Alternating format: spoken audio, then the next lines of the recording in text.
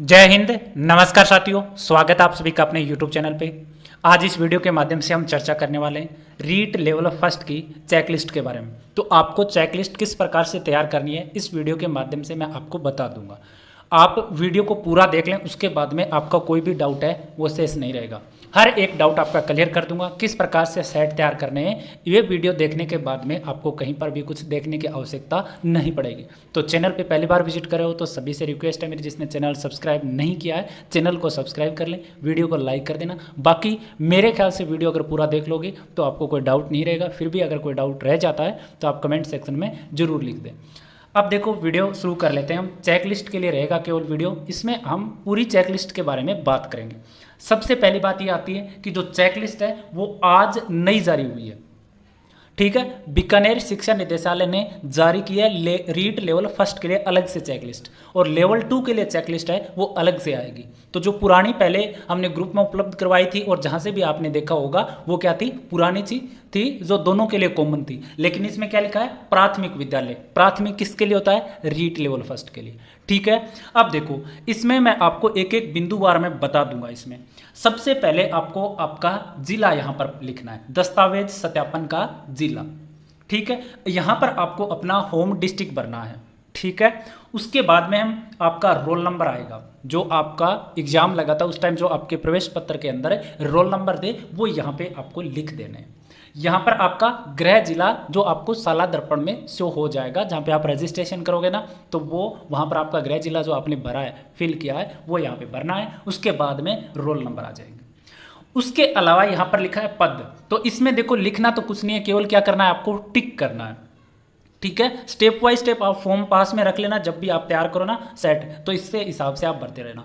अब इसमें पूछा है पद, आपका पद क्या है, अध्यापक लेवल प्रथम। ये तो सबके लिए कॉमन है, लेवल फर्स्ट वालों के लिए। उसके बाद अगर आप सामान्य से बीएसटीसी किया है, बीएसटीसी आपने सिंपल जो आप एग्जाम लगते हैं उसके बाद में कॉलेज आपको मिलता है, इस हिसाब से बीएसटीसी किया है तो क्या करोगे, सामान्य।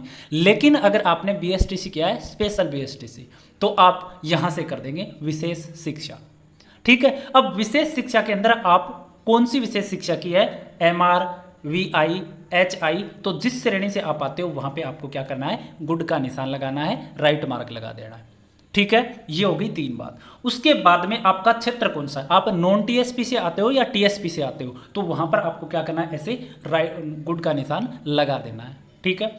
आधार क्रमांक आपको लिखने हैं, जो भी आपका आधार कार्ड है उसके यहाँ पे क्रमांक लिख देने, जो आपको फ्रंट में मिल जाएंगे। आवेदन क्रमांक कौन सा लिखना है, जो आपने रीट मेंस के लिए फॉर्म फिल किया था, रीट मेंस के लिए आपने फॉर्म फिल किया था वो वाले यहाँ पे आवेदन क्रमांक लिखने हैं। बाकी अलावा जो स्क्रूटनी फॉर्म वगैरह के थे वो नहीं, आपने जो रीट मेंस के लिए जो फॉर्म अप्लाई किया था उस वाले। पिता का नाम, यहाँ पे आपके पिता का नाम लिखना है। अभ्यर्थी का नाम, अब देखो पिता के नाम में आपको पिता का नाम ही लिखना है, चाहे जो जैसे कि कोई विवाहित है तो आपके पिता का नाम यहाँ पर आपको लिखना है। अभ्यर्थी का नाम, जो भी आपका नाम है, जन्म तिथि आपको यहाँ पर लिखना है। उसके बाद में माता का नाम इस बॉक्स में आ जाएगा, ठीक है। ये तो कॉमन है, देखो सबको पता है। अब यहाँ पे वर्ग या श्रेणी, अब यहाँ पे आपको बताना है कि आप कौन सी कास्ट से बिलोंग करते हो, ओबीसी से हो, ईडब्ल्यूएस से हो, जनरल से हो, एससी से हो, एसटी से। तो जिस भी श्रेणी से आप आते हो उस पर क्या करना है, आपको ऐसे राइट का मार्क लगाना। जैसे जनरल कैटेगरी से है तो उसको यहाँ पे कर देना है, ईडब्ल्यूएस से है तो यहाँ से कर देना है, ठीक है। उसके बाद में अगर कोई विशेष श्रेणी से है, जैसे ऐसी महिलाएं जिनके पति की डेथ हो चुकी है तो वो विधवा के ऊपर लगा दे, अगर आपके डॉक्यूमेंट है और आपने इसी श्रेणी से आपका सिलेक्शन हुआ है। अगर कोई महिला है वो तलाकशुदा है तो भी यहाँ पर लगा सकती है। इस प्रकार से आपको करना है, ठीक है। राइट मार्क करना है केवल। यहाँ पे आपका लिंग बताना है, आप मेल हो या फीमेल हो, ये आपको लिखना है, पुरुष या महिला। हिंदी में आप भर सकते हो, कोई दिक्कत नहीं है। इंग्लिश में भरना जरूरी नहीं है, ये आप हिंदी में लिख सकते हो, और इंग्लिश में अगर आप लिखना चाहो तो इंग्लिश में भी आप ये डाटा लिख सकते हो। जमा आवेदन शुल्क, जो आपने स्क्रूटनी फॉर्म में एसएसओ आईडी पे जो आपने फॉर्म फिलअप किया उस टाइम आपने कितने की रिसिप्ट कटवाई, पेमेंट कितने का कटा है, वो यहाँ पर आपको लिखना है। उसके बाद में 12वीं परीक्षा का आपका माध्यम क्या रहा, आपने 12वीं क्लास है वो हिंदी मीडियम से किया है या इंग्लिश मीडियम से, या कोई और आपकी श्रेणी है तो उससे भी, तो यहाँ पे आपको लिखना है। अब ज़्यादातर स्टूडेंट हिंदी मीडियम के हैं तो यहाँ पे क्या लिखना है, हिंदी, और मीडियम आगे लिखा हुआ है। यहाँ पे स्नातक परीक्षा, अगर आपने बीए, बीएससी या एमकॉम, बीकॉम किया है तो आपको इसका बताना है माध्यम, आप इंग्लिश मीडियम से किया है या हिंदी, तो यहाँ पर आपको लिख देना, ठीक है, ये बात हो गई ऊपर की। अब आती है दस्तावेज जो आपको यहाँ पे अटैच करने हैं। ठीक है, कौन कौन से दस्तावेज अटैच करने हैं वो आपको देखो। ये वाला बॉक्स आपको कुछ नहीं करना है इस वाले बॉक्स में। ये किसके लिए? जांच दल के लिए। ऊपर लिखा हुआ है सत्यापन दल के उपयोगार्थ। तो इसमें आपको कुछ नहीं करना है, केवल आपको ये 2 लाइन भरनी है आपको। ठीक है, अब इन 2 लाइन में क्या लिखा है? एक तो लिखा है संलग्न संख्या और संलग्न स्व प्रमाणित है या नहीं है। तो जितने भी आप डॉक्यूमेंट अटैच करोगे उसमें क्या होने चाहिए? आपके सिग्नेचर होने चाहिए, जो क्या हो जाता है फिर स्व हस्ताक्षरित। आप सभी डॉक्यूमेंट जितने भी आप लगाओ उनमें आपके सिग्नेचर होने जरूरी है। तो उसके लिए आपको क्या लिखना है यहाँ पे? हाँ सभी। टोटल बॉक्स में क्या आ जाएगा यहाँ पर? हाँ लिखना है सभी को। कोई भी ऐसा डॉक्यूमेंट नहीं छोड़ना है जिसपे आपके सिग्नेचर ना हो। तो इस पूरे बॉक्स में जहां तक नीचे तक जाएगा सब में क्या करना है अपने को? हाँ हाँ हाँ सभी में। उसके अलावा ये संलग्न संख्या है, ये भी मैं आपको बता दूंगा। देखो सबसे पहले आपको लिखना है ऑनलाइन आवेदन की प्रति। तो आपने जिस टाइम रीट मेंस के लिए, रीट मेंस का एग्जाम देने के लिए जो आपने फॉर्म फिल किया था उसकी आपको ई मित्र वाले ने क्या दी थी? एक पेपर दिया था, एक पीडीएफ आपको प्रिंट निकाल के दिया था कि ये आपका आवेदन है। तो वो यहाँ पर आपको अटैच करना है। 1 नंबर उस पर संलग्न संख्या 1 लिखनी है। इसके 1 नंबर है ना, तो 1 नंबर पे ऑनलाइन आवेदन कौन सा? रीट मेंस का जो अपना एग्जाम लगा था उससे पहले फॉर्म भरवाए थे वो वाला 1 नंबर लिखना है। और आगे क्या लिखना है? हाँ, और इस पर भी आप हस्ताक्षर कर देना। विस्तृत आवेदन की प्रति ये कौन सी है? जो आपने एसएसओ आईडी पे जो आपने फॉर्म फिल किया था, वो जब अभी किया है ना एसएसओ आईडी पे सभी ने स्क्रूटनी फॉर्म, तो उसकी आपको क्या लगाना है? प्रिंट आपको 2 नंबर पे लगाना है और आगे आपको क्या कर देना है? हाँ लिख देना है। 2 चीज हो गई, सबके लिए कॉमन है, चाहे आप कोई भी श्रेणी से बिलोंग करते हो, कुछ भी क्या कुछ भी हो। लेवल फर्स्ट के लिए जो इलिजिबल है, जो आप डॉक्यूमेंट वेरिफिकेशन करा रहे हो, दोनों के लिए क्या है? ये फिक्स है, दोनों सबको भरना है। 3 नंबर में आ जाएगा आधार कार्ड की फोटोकॉपी। आधार कार्ड की फोटोकॉपी निकलवा लेनी है, हो सके उतने रंगीन के आप निकलवा लेना जो आपका आधार कार्ड होता है। आप अगर किसी का पीवीसी कार्ड पे बना हुआ है, ठीक है, वो कृपया आप सभी से रिक्वेस्ट है कि आप जो आपका कागज़ वाला जो आधार कार्ड आता है ना उसकी निकलवा लें। क्योंकि डिजिटल वाले पे क्या होता है, कुछ बार आपका जो स्कैनर होता है ना वो काम नहीं करता, और जो बार कोड वहाँ पे दिया हुआ है, क्यूआर कोड जो वहाँ पे होता है, तो फोटोकॉपी निकलवाएं, उसके बाद में उसमें सिग्नेचर कर दें। ओरिजिनल आपको नहीं देना। तो 3 नंबर हो जाएगा आधार कार्ड की फोटोकॉपी। उसके बाद में आपको 10वीं की मार्कशीट, 10वीं की मार्कशीट और साथ साथ में आपको क्या लगाना है? उसकी डिग्री। अब जिनके मार्कशीट 10वीं वाली मार्कशीट जिनके साथ में डिग्री है, जैसे 2012 के बाद अगर किसी ने 10वीं की है तो उसके क्या मिलेगा? 10वीं की मार्कशीट के बैक साइड में आपको क्या मिल जाएगी? डिग्री मिल जाएगी। ठीक है, तो वो दोनों क्या करना है? दोनों साइड से प्रिंट निकलवा लेना, दोनों पे सिग्नेचर करना और यहाँ पे आपको 4 नंबर लिख के और क्या कर देना है? हाँ कर देना है, 10वीं वाली। अब जिनके पास मार्कशीट की डिग्री नहीं है उनको क्या करना है? क्योंकि काफ़ी सारे कमेंट थे। अब देखो सबसे पहले बात तो ये आती है कि अगर आपके पास नहीं है तो आप माध्यमिक शिक्षा बोर्ड विजिट करें, या जिस बोर्ड से आपने किए वहाँ से आप लेकर आ जाए। डिग्री वो नहीं देते तो प्रोविजनल लेके आ जाए, कोई दिक्कत नहीं है, आपका चलेगा। और अगर फिर भी किसी कारणवश नहीं है तो उसमें इतना हो सकता है आप एक नोटरी से स्टाम्प लिखवा लें कि इस वजह से मेरे पास वो नहीं है, तो वो आपको वहाँ पर जाओगे तो समय देंगे, या हो सकता है पहले मान लें, अगर नहीं माने तो आपको समय देंगे और आपको सॉल्यूशन बता करके समय देंगे कि आप ये करके ले आओ। ठीक है, ये बात होगी। अब जिनके पास 10th की मार्कशीट प्रोविजनल है वो भी बिल्कुल चलेगा, उसके लिए स्टाम्प लिखवा लेना। जिसने डुप्लीकेट लिया ना तो वो स्टाम्प लिखा लेना, बाकी कुछ नहीं कहेंगे, लेकिन स्टाम्प आप लिखवा लेना, आपको घूमना नहीं पड़ेगा। ये हो गई 10वीं की मार्कशीट। 5 नंबर पर है उच्च माध्यमिक परीक्षा की अंक तालिका एवं प्रमाण पत्र। यहाँ पे 12वीं की मार्कशीट लगानी है और साथ में उसकी डिग्री लगानी है और हस्ताक्षर करने, फोटोकॉपी लगानी है। सारे डॉक्यूमेंट आपको फोटोकॉपी देनी है। ठीक है, ओरिजिनल आपको साथ ले जाना है, सेट में नहीं लगाना है। उसके बाद में उच्च माध्यमिक परीक्षा के अंदर आपका कितने नंबर का पेपर होता है टोटल? जैसे 5 सब्जेक्ट होते हैं तो 5 कितने नंबर के हो जाएंगे? 500 नंबर के। 500 नंबर में से आपके कितने मार्क्स आए? जैसे किसी के 400 आते हैं तो प्राप्तांक कितने? 400। अब परसेंटेज यहाँ पे आपको लिख देना। ठीक है, उसके बाद यहाँ पर देखो संलग्न संख्या ये आपको नहीं लगानी है, इसमें खाली छोड़ना है। ठीक है, क्यों? क्योंकि रिजल्ट आपसे पूछा है। उसके बाद में स्नातक, जिसने भी बीए कर लिया, जो बीएसटीसी करके जो रीट लेवल फर्स्ट में लगे हैं, तो जिसने भी बीए किया है, तो बीए किया है, बीएससी किया है, बीकॉम किया है, तो जिसने भी अपने रीट फॉर्म भरते टाइम, जब आप आपने रीट का फॉर्म भरा था एग्जाम से पहले, उस टाइम अगर आपने दिखाया है कि मैंने बीए कर रखा है, तो आपको 3 साल की मार्कशीट लगानी है, साथ में लास्ट में डिग्री मिलती है वो भी आपको लगानी है।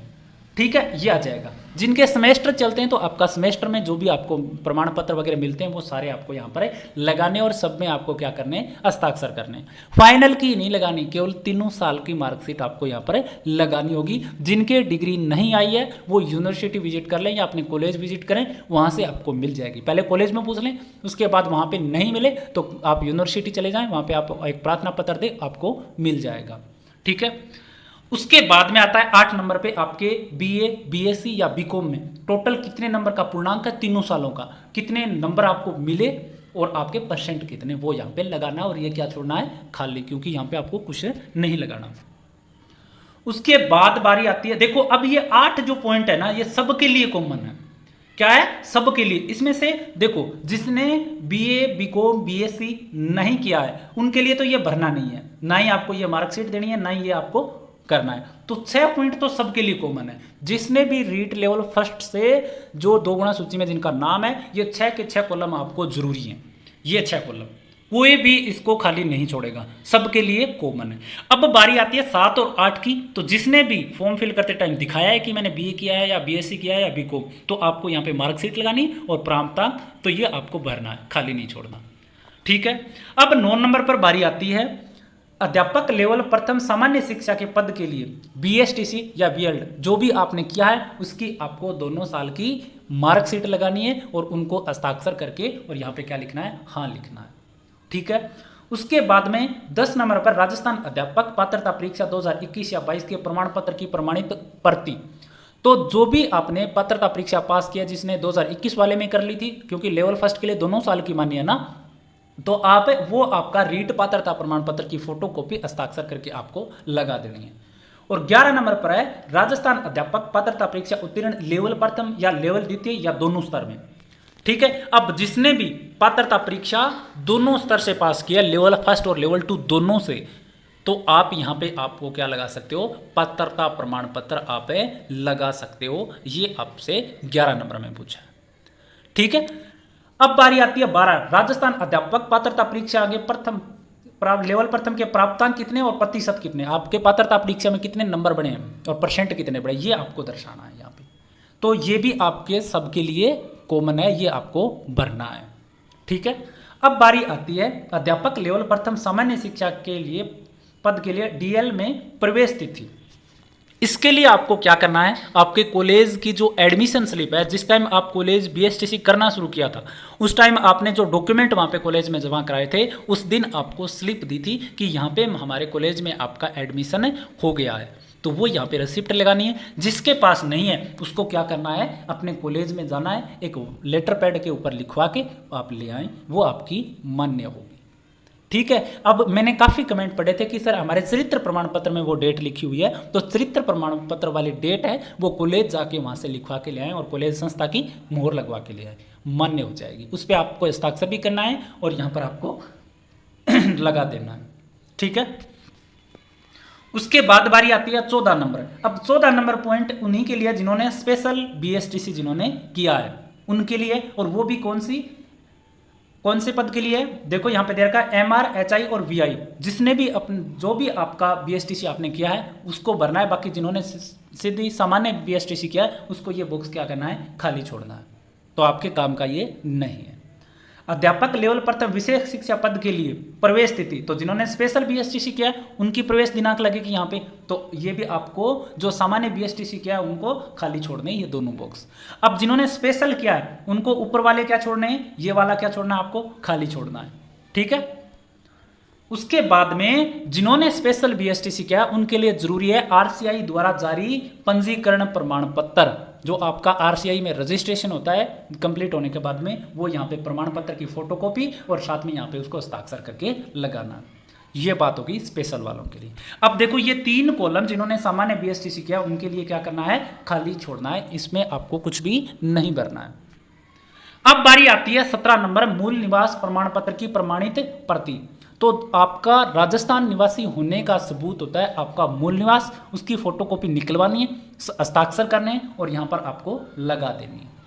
सबके लिए जरूरी है। अब जिनका अदर स्टेट है, ठीक है, अब अदर स्टेट वाले यहाँ पे आप अपने स्टेट का मूल निवास लगा सकते हो। ठीक है, लगा देना बेटर रहेगा। और अगर आप खाली भी छोड़ दोगे इसको तो भी आपको कोई दिक्कत नहीं होनी है। लेकिन मैं तो यही कहूँगा, आपके पास कितना भी पुराना है, कभी का है, आप अपना यहाँ पे मूल निवास लगा दें, फोटोकॉपी करवा के, बढ़िया रहेगा। उसके बाद में अनुसूचित क्षेत्र में सदभावी निवासी होने का सक्षम प्राधिकारी द्वारा जारी नवीनतम विशेष मूल निवास प्रमाण पत्र। अब ये टीएसपी एरिया वालों के लिए, बाकी के लिए नहीं है। तो इसको बाकी जो टीएसपी एरिया के अलावा नॉन टीएसपी के हैं और अदर स्टेट वाले हैं, उनको क्या छोड़ देना है, ये खाली छोड़ देना है। ठीक है।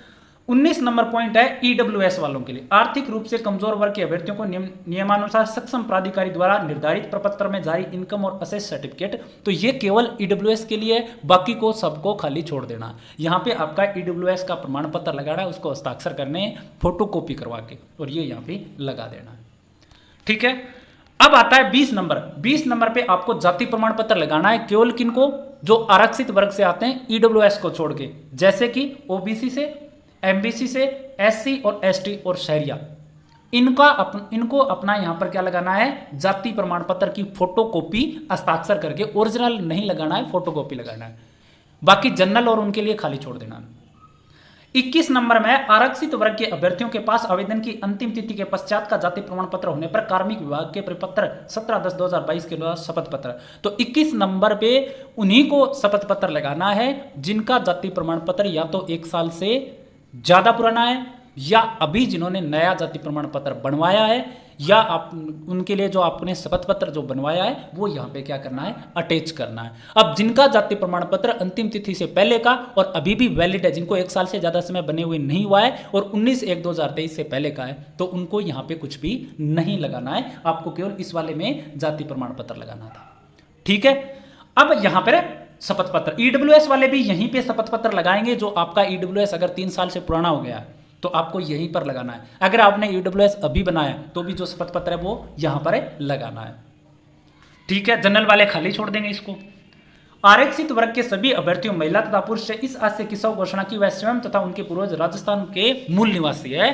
तो 22 नंबर वाला जो कॉलम है वो केवल किसको भरना है, केवल उनको भरना है जो क्या है, आरक्षित वर्ग से हैं, उन्हीं को भरना है, बाकी किसी को नहीं भरना है। ठीक है। जैसे ओबीसी, ईडब्ल्यूएस, एससी और एसटी, इनको यहां पर लगाना है। 22 नंबर वाला जो कॉलम है वो, बाकी किसी को नहीं लगाना है। ठीक है।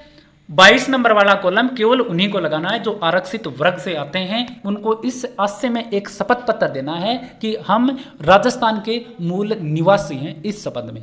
बाकी अदर स्टेट वालों को ये खाली छोड़ देना है। जनरल वाले भी इसको खाली छोड़ सकते हैं क्योंकि आपको ये आरक्षण का लाभ नहीं उठा रहे हैं, तो जनरल कैटेगरी के लिए भी ये जरूरी नहीं है।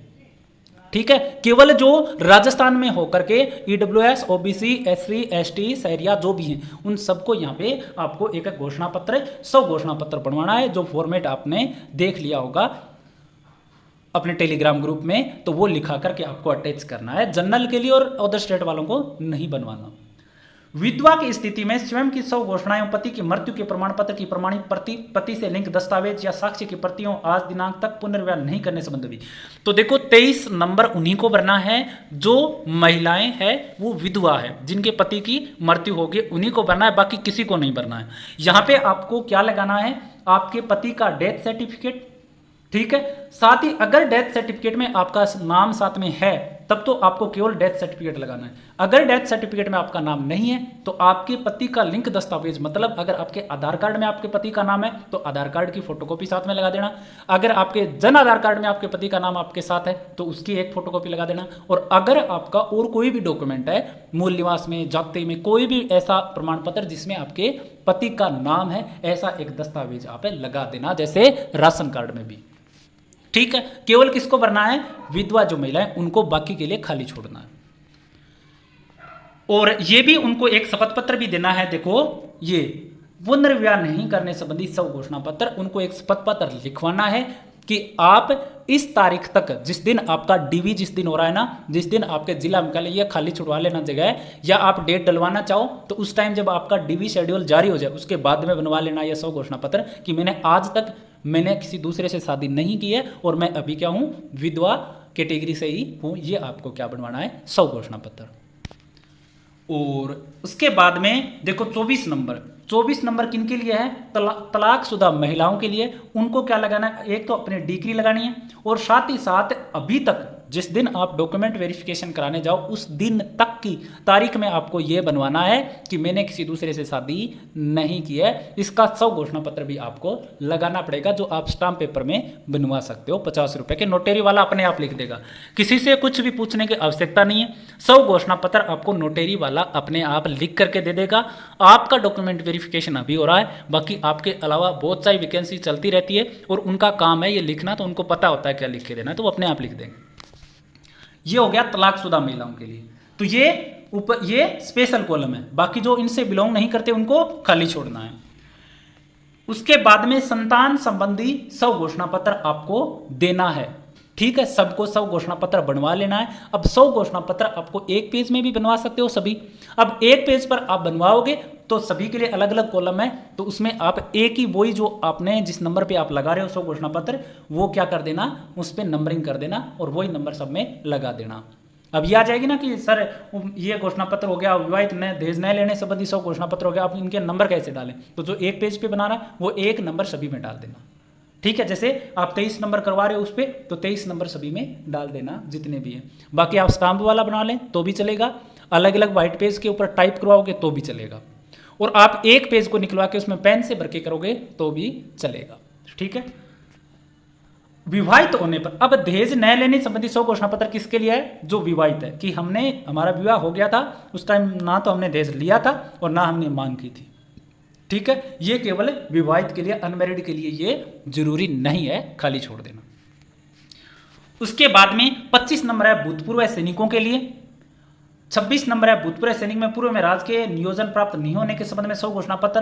तो ये भूतपूर्व सैनिकों के लिए, बाकी के लिए आपको खाली छोड़ देना है। ये उत्कृष्ट खिलाड़ी के लिए, दिव्यांग श्रेणी के लिए ये 28 नंबर वाला मेडिकल बोर्ड द्वारा प्रदत्त निश्चितता का प्रमाण पत्र आपको लगाना है, और 29 नंबर आपको सभी को लिखवाना है, कोई भी कैटेगरी से हो आप, चाहे महिला हो पुरुष हो कोई भी हो। आपराधिक प्रकरण न होने का 100 घोषणा पत्र तथा आपराधिक प्रकरण होने पर FIR मान्य न्यायालय के आदेश की 100 प्रमाणित प्रति। तो आपको एक 100 घोषणा पत्र लिखवाना है कि भाई मैं आज के टाइम तक मेरे पे कोई भी मैंने अपराध नहीं किया, ना मेरे खिलाफ कोई भी ऐसा केस दर्ज है जो जिस पे मेरे पे कार्रवाई हो सके। तो ये आपको 100 घोषणा पत्र आपको लिखवाना है, उस पर सिग्नेचर करना है और यहाँ पर अटैच कर देना है। राजकीय सेवा या उपक्रम में कार्यरत होने पर नियोक्ता अधिकारी द्वारा जारी अनापत्ति प्रमाण पत्र, ये उनके लिए जो फिलहाल राजकीय सेवा में कर्मचारी है, जो गवर्नमेंट कर्मचारी है, उनके लिए उनको अपना NOC प्रमाण पत्र लगाना है जो आपका विभाग देगा। बाकी के लिए ये क्या करना है, खाली छोड़ देना है। अब 31 नंबर में आता है आवेदन 2.5 लाख रुपए से कम आय की सूचना भरी है उस संबंध में। जिन्होंने भी आय 2.5 लाख रुपए से कम भरी है उनको यहाँ पर अपना क्या कर लगाना है, एक आय प्रमाण पत्र लगाना है, जो कि आपको एक सेट में तो ओरिजिनल और दूसरे सेट में आपको फोटोकॉपी लगानी है, या आप ऐसे भी कर सकते हो, दोनों सेट में भी फोटोकॉपी लगा सकते हो और उसमें आपके हस्ताक्षर किए हुए होने चाहिए। ये उन्हीं के लिए, केवल 2.5 लाख रुपए वालों के लिए, बाकी के लिए खाली छोड़ देना। 32 नंबर सभी के लिए जरूरी है, शैक्षिक और प्रशैक्षिक योग्यताओं के संबंध में। आप कोई भी कैटेगरी किसी से प्रकार के हो तो आप सबको ये लगाना है। और 33 नंबर आता है अभ्यर्थी के अंतिम शिक्षण संस्था द्वारा प्रदत्त चरित्र प्रमाण पत्र एवं 2 राजपत्रित अधिकारियों से हस्ताक्षरित चरित्र प्रमाण पत्र। इसमें देखो एक कंफ्यूजन है, काफी तो ये कह रहे हैं कि भाई आपका संस्था का चरित्र प्रमाण पत्र हो और उसमें आपके 2 राजपत्रित अधिकारियों के सिग्नेचर हो। तो फिर बात ये आ जाती है, आपकी अगर संस्था ने चरित्र प्रमाण पत्र दिया है तो उसमें कहीं पे भी ये ऑप्शन नहीं होता कि आप राजपत्रित अधिकारियों के वहां पर साइन करवा सको। तो आपको क्या करना है, या तो आप अगर करवाना चाहें तो आपके पीछे वाले जो चरित्र प्रमाण पत्र की जो बैक साइड है उस पर आप राजपत्रित अधिकारियों के सिग्नेचर करवा के मोहर लगवा लेना, उनका नाम वगैरह डिटेल वगैरह वो लिख देंगे, वो करवा लेना। अगर आप ऐसा ना करो तो एक तो हो जाएगा संस्था वाला चरित्र प्रमाण पत्र, और दूसरा हो जाएगा आपके कोई 2 राजपत्रित अधिकारियों से सिग्नेचर करवा के और उनसे एक स्पेशल बनवा लेना। ठीक है, तो दोनों भी आप इसमें साथ लगा सकते हो। ये हो जाएगा चेकलिस्ट में डॉक्यूमेंट। ठीक है, अब ये भरने के बाद में यहां पे आपको क्या करना है, स्थान, दिनांक, मोबाइल नंबर और नाम और पता, ये आपको यहां पर लिखना है। और ये नाम पता तो आप लिख लेना, ठीक है, बाकी दिनांक और स्थान और मोबाइल नंबर भी आप चाहे लिख देना, लेकिन ये दोनों खाली छोड़ देना। उस टाइम जब DV करवाने जाओ ना, उसी टाइम इसको भर लेना, तो वो पता चल जाएगा कौन सी दिनांक डालनी। उसके बाद में यहाँ पे आपके अभ्यर्थी के 100 सत्यापन हेतु यहाँ पे आपको नाम वगैरह भरने और यहाँ पे हस्ताक्षर करने। उसके बाद में 100 घोषणा पत्र ये रहे एक साथ, ठीक है। ये यहाँ पर लिखा हुआ गया, मैं स्वयं तथा मेरे पूर्वज राजस्थान राज्य के मूल निवासी। ये एक पेज है, जो भी एक पेज पर अपने 100 घोषणा पत्र बनवाना चाहते हैं वो इस पेज को प्रिंट निकलवा लेना और ये प्रिंट करके और आप इसको पेन से भर लेना, टाइप करवाने की आवश्यकता नहीं है, ठीक है। 100 घोषणा पत्र है तो ये एक ही पेज निकलवा लेना सभी के लिए। इसमें कॉमन नंबर डाल देना, जितने भी नंबर पे आप डालो, जैसे 23 नंबर डाल रहे हो तो 23 नंबर डाल देना। इसमें फोटोकॉपी बहुत सारी करवा लेना, सभी को एक साथ लगा देना या तो एक ही लगा देना, जो आपकी मर्जी है वैसे कर लेना। ये इस प्रकार से आपको पूरा का पूरा इसको भर के और नीचे आपके अभ्यर्थी के हस्ताक्षर, नाम, आवेदन संख्या, रोल नंबर व स्थान दिनांक फिर खाली छोड़ देना, ठीक है। उसके बाद में इसको भी आपको भरना है, ठीक है। इसमें क्या लिखा है कि सादे कागज पर टाइप करें, जो लागू उसको भरें तथा लंबित निर्णित समस्त आपराधिक प्रकरणों का समस्त विवरण अंकित करें। तो ये उनको लिखना है जिन पर कोई भी आपराधिक, अगर किसी पर कोई केस चल रहा है तो उसके लिए, ठीक है। देखो इसमें ये भी लिखा है, अगर आप देखोगे ना ये पूरा वही तो पेज है। देखो अब मेरे ख्याल से मैंने शुरुआत से मैंने ये बोला था कि भाई इसको टाइप करवा लेना है, अलग अलग बनवा लेना है ये 100 घोषणा पत्र। मैंने काफ़ी सुना है कि एक पेज वाला बना ले, लेकिन देखो आप गौर करोगे ना तो यहाँ पे इन्होंने नीचे ये लिखा है, ये गौर करने वाली लाइन है, सादे कागज पर टाइप करें, जो लागू हो उसको भरें तथा लंबित या निर्णित समस्त आपराधिक प्रकरणों का समस्त विवरण भरें। तो इसमें आपको क्या करना है, टाइप करवा लेने अलग अलग से सारे 100 घोषणा पत्र, बेटर रहेगा, ज़्यादा बढ़िया रहेगा, ठीक है। स्टाम्प पे ना करवा तो सादे कागज पे क्या करवा लेना है, टाइप करवा लेना है, जो मैंने फॉर्मेट अपने टेलीग्राम ग्रुप में दे दिया था वहाँ से निकलवा लेना, ठीक है। उसके बाद में दस्तावेज सत्यापन दल की यहाँ पे क्या हो जाएगी टिप्पणी, ये आपके लिए नहीं है, आपको कुछ नहीं करना, ये भी बिल्कुल ठीक है। तो ये हो जाएगी आपकी चेकलिस्ट। तो चेकलिस्ट इस प्रकार से आपको भरनी है, किसी भी प्रकार की शंका नहीं रखनी है। एक तो आपका ओरिजिनल सेट हो जाएगा और दूसरा आपको वहां पर देना होगा। अब 100 घोषणा पत्र, एक में तो क्या लग जाएंगे, ओरिजिनल लग जाएंगे और एक में फोटोकॉपी। इस एक के अलावा 2 से 3 सेट अलग से तैयार कर लेना आप फोटोकॉपी वाले, जिससे अगर किसी सेट में गलती हो जाए तो वहां पर आप तुरंत वो सेट लगा उसको, इधर उधर आपको फोटोकॉपी के लिए ना भागना पड़े, ठीक है। ओरिजिनल डॉक्यूमेंट में आपके 10वीं 12वीं मूल निवास, जाति, कॉलेज की मार्कशीट, पात्रता का जो प्रमाण पत्र, उनमें से कोई भी ओरिजिनल आपको नहीं देना, केवल साथ लेके जाना है और इनकी फोटोकॉपी लगेगी। बाकी 100 घोषणा पत्र एक सेट में ओरिजिनल, बाकी में आपकी कॉपी। आय प्रमाण पत्र आप एक में ओरिजिनल लगा सकते हो और एक और में क्या लगाना है, फोटोकॉपी। इस प्रकार से आपका ये रहने वाला है। तो चेकलिस्ट के संबंध में अगर आपका कोई भी और डाउट रह जाता है तो वीडियो में आप कमेंट कर सकते हो, ज़्यादा से ज़्यादा शेयर कर देना। आज के लिए इतना ही, धन्यवाद।